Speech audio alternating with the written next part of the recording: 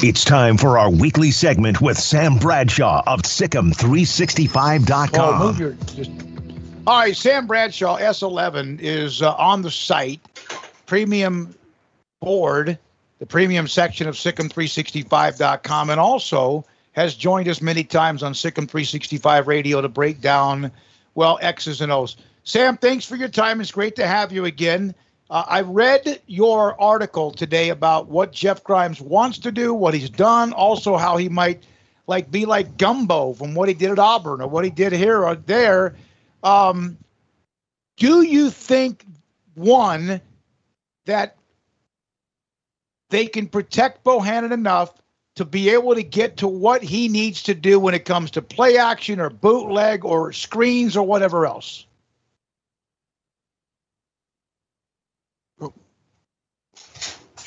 There he is. Our offense is built around the wide zone run game where they want to be really good at it. They want to specialize in it. It's going to be very different than last fall where a lot of what they were doing, the running game scheme of the week was almost literally the scheme of the week. 1 week they'd be running power more. The next week they'd be running some zone more. The week after that, they'd be trying to run guard and tackle counter. And it just never really gelled. So they're going more to an idea of, here's what we do. This is who we are. We're going to get really good at it.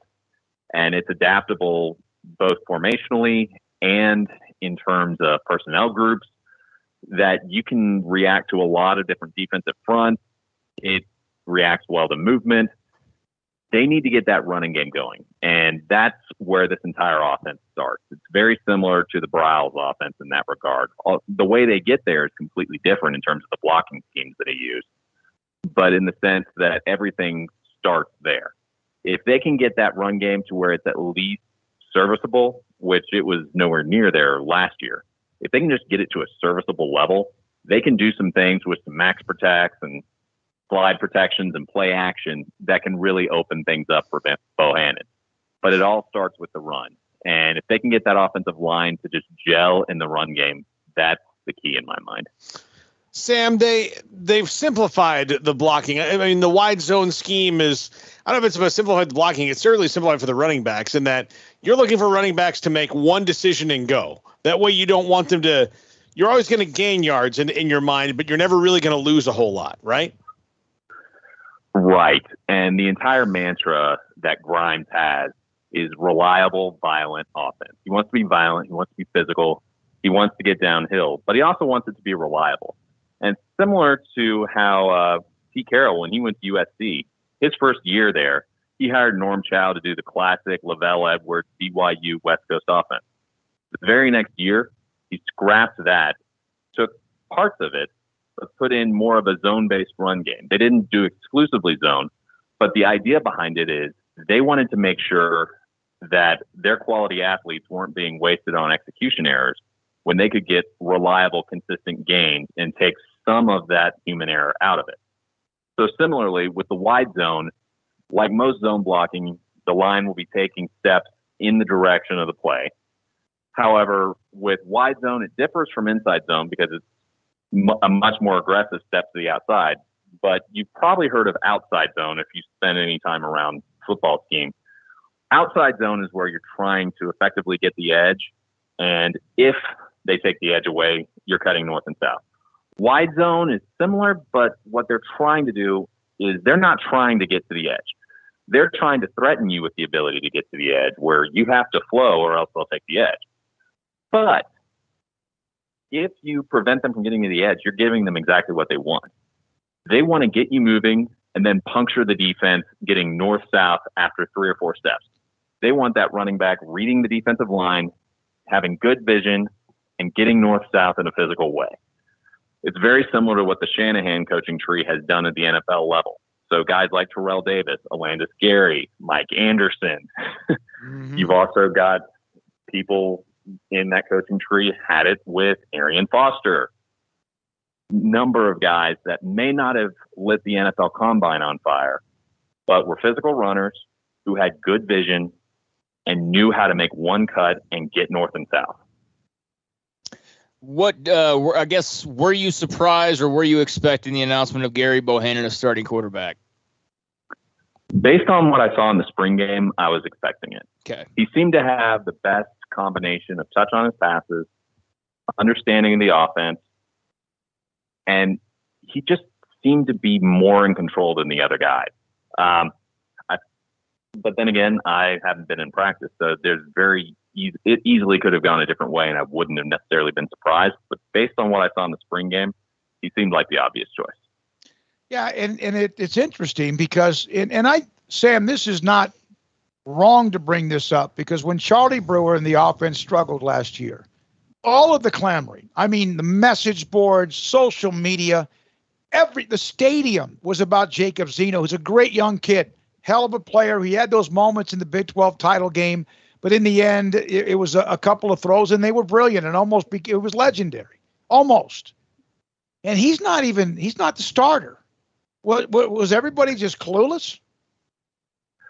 Well, I think anytime you have a guy come in a scenario like that and almost pull it out, particularly if you have a couple Sports Center plays in there, the temptation is to gloss over the rest of the resume and look specifically at that. But coaches can't do that.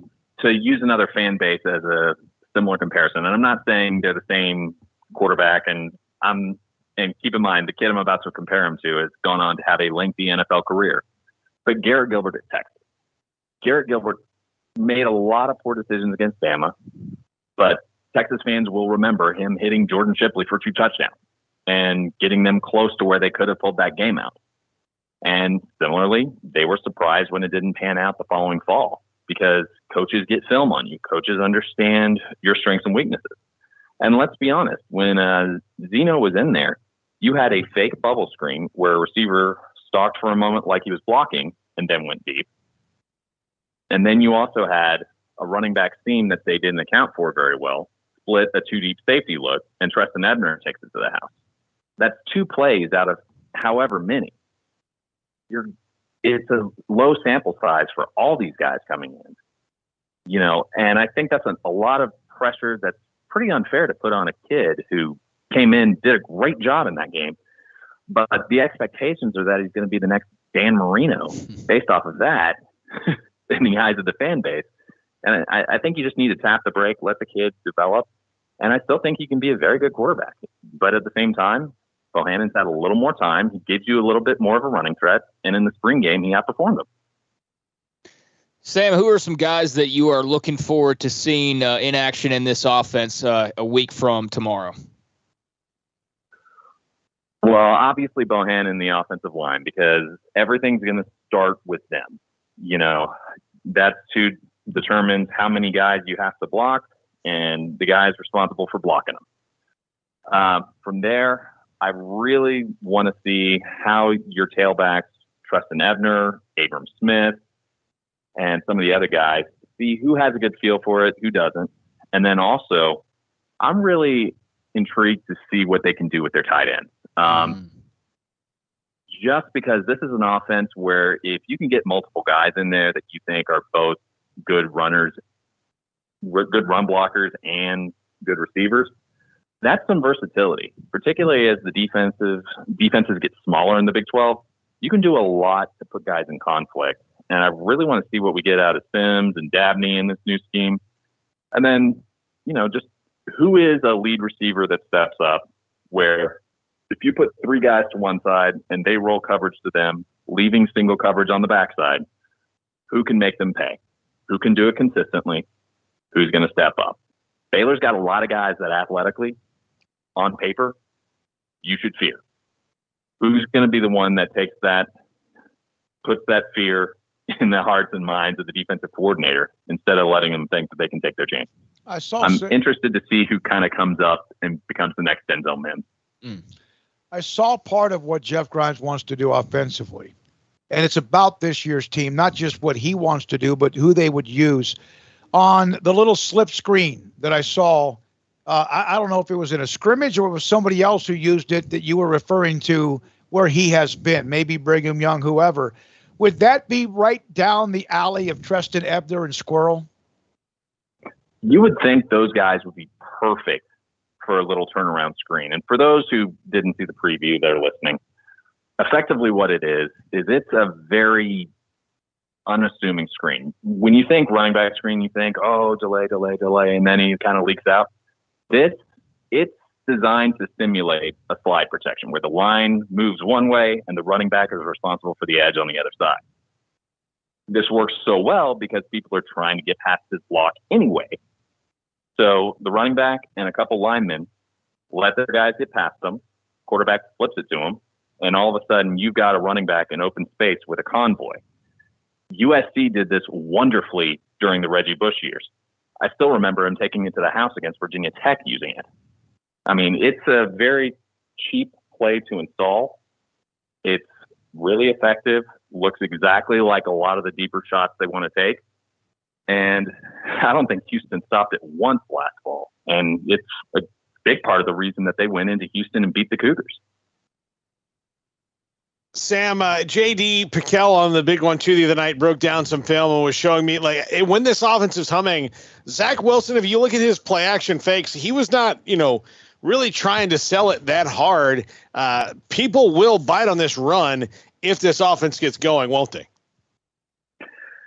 I think they will, because if you're doing something with a little more of a tight blocking scheme, guys don't necessarily have to move off their landmarks laterally to defend the run. They just have to decide, all right, do I want to trigger or do I want to drop back in zone?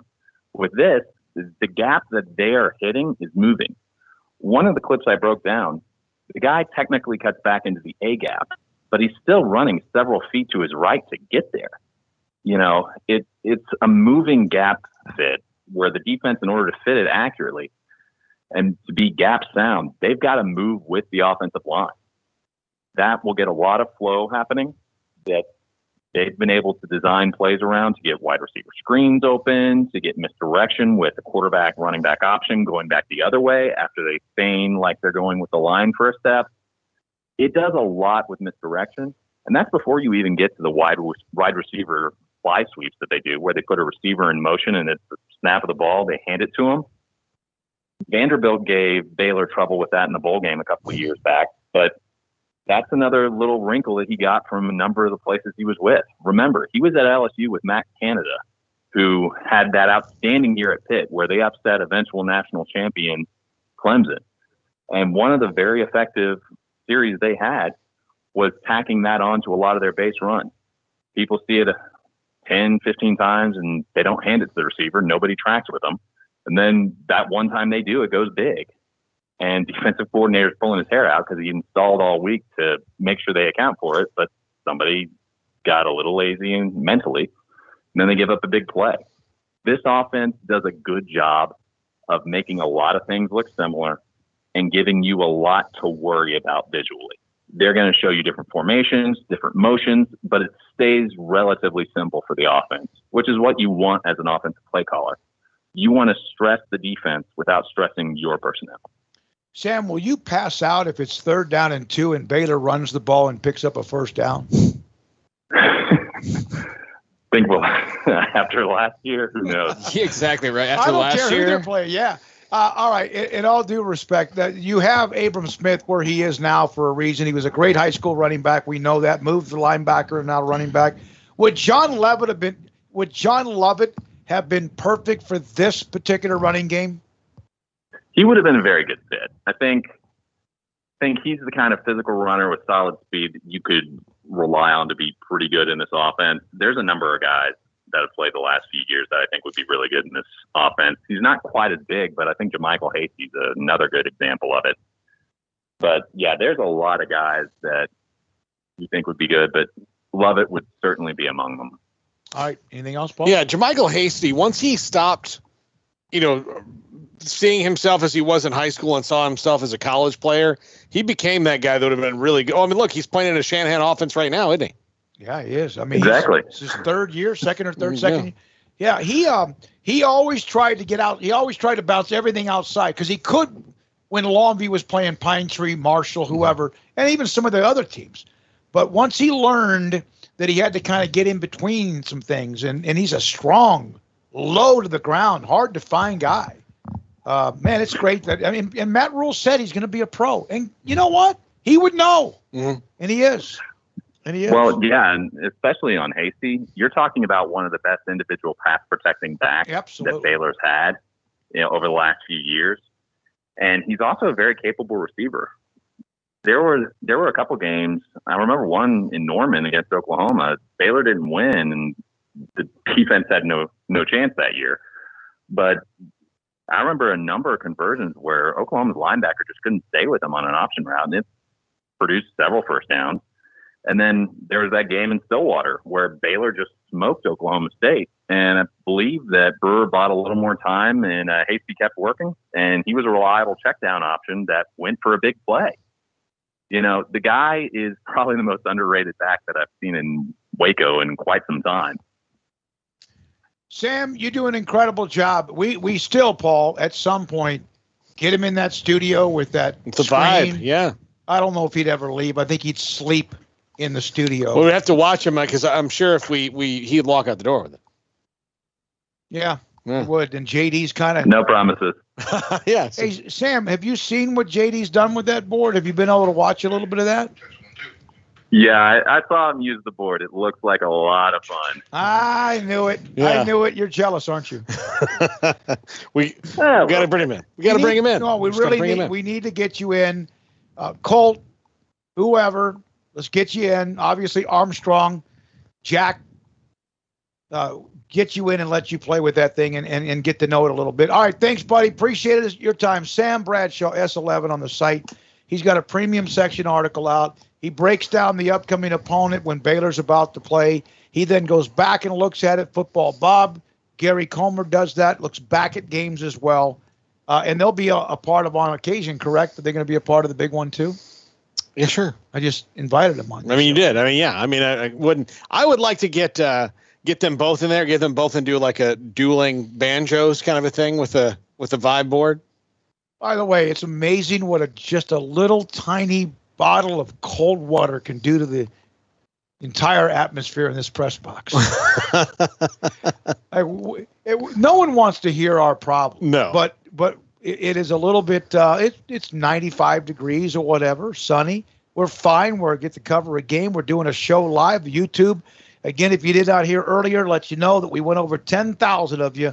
We had 2,600 on July the 1st, and thank you for the amazing growth all the way to where we are. We're not done. We want to keep going. There are three things in Texas high school press boxes that are unpredictable.